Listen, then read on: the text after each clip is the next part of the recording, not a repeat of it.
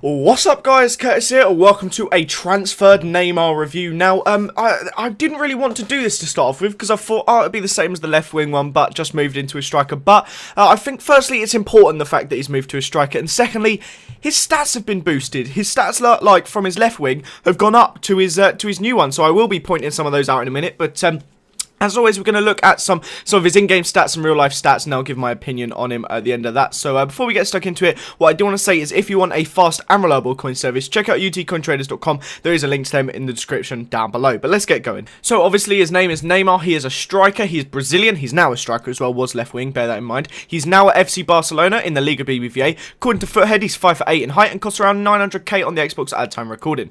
Some of his key stats are his 95 dribbling, 93 ball control, 87 finishing, 92 sprint speed, 94 acceleration, 4-star weak foot, 4-star skill move. So as you can see here, some of his old stats, his ball control has gone from 92 to 95, crossing's the same, curve from 76 to 79. Some of the other stats have gone up. The best way to do it is to load Foothead up and look at his stats on there, but there's a real big boost there, a really impressive boost. His acceleration has gone up too, his sprint speed has gone up too. All of his stats have taken a boost, which really did shock me for a same rated card to see actual stats go up in the way that they have. Now, I had mixed opinions about him. Now, I used him in a really cool team, which I'm not going to spoil. I will be doing a squad builder on him soon, but it looked like it was going to be really overpowered, like he'd be scoring goals for fun. And in all honesty, he really wasn't. I was struggling to score goals. I was constantly giving the ball to him in hope that he'd do it. And the biggest letdown for me was his strength. He has 46 strength. And every time he got near anyone got near him, he was pushed off the ball. Absolutely just shockingly bad at holding on to the ball. Now, when I have 5-star skills, I love to be able to, especially scoop turns. They're so overpowered. As you can see, I'm doing scoop turns all day. But I also like to do other skills like McGeady spins, like flip-flaps, like the, I can't think of the name of the other skill that I do loads, but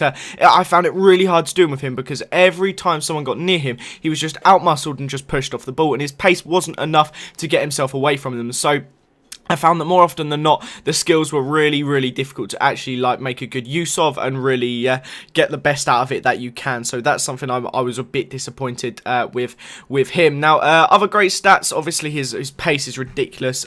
94 acceleration, I think 92 sprint speed was just unbelievable, so out of control.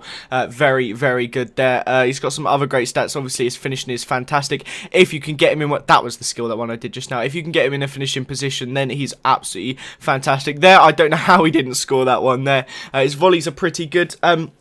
All in all, I think it's a case that if you can get through balls to him and stuff, he's going to be unbelievable. But if you're trying to break through the defence with him, it's going to be a lot harder compared to someone like Ibrahimovic, where you can just run through players and just storm them out of the way. So really, you have to be looking for through balls and chip through balls with Neymar if you want any chance to actually look at that there, lovely little bit of skill. But yeah, if you want any chance to get a proper goal with him, then you kind of do need to be putting the ball over the top to him. But other than that, I did find him to be very, very impressive. Obviously, he's ridiculously expensive at this point because he's only just been released. I expect him to go down to around 100k by the end of FIFA, but because of that, I'm going to give him an overall rating of 8 out of 10. Wasn't incredible, but was still very, very good. And by the time his price settles down a bit, I reckon he will be worth it. And it's nice to have another 5-star skillet in the Liga BBVA. But anyway, that is the end of this episode, guys. I hope you did enjoy it. Leave a like if you did. Subscribe to this channel if you haven't already. Thanks again for watching, and I'll see you guys next time. Bye-bye.